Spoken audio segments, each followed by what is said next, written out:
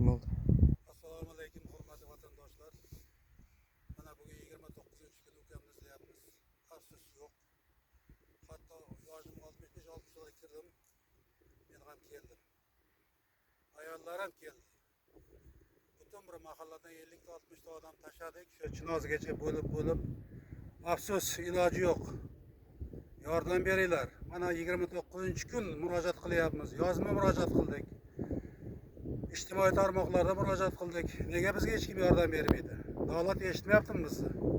Nega bizning gaplarimiz ijtimoiy tarmoqlarda, hatto arizamiz ham prezidentga, bosh vazirga yetib bormaydi?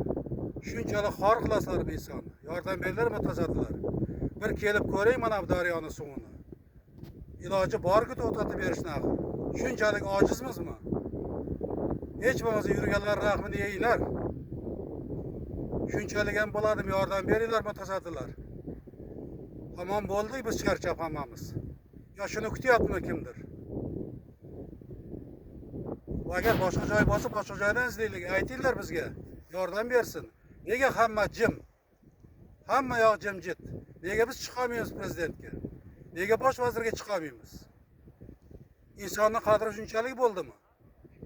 Yordam beringlar. 29 kundan beri yalinamiz.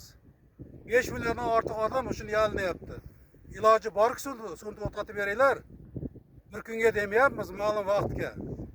O'sha MCS topolmasa, ichki ishlar topolmasa, o'zimiz yechilib tushamiz suvga.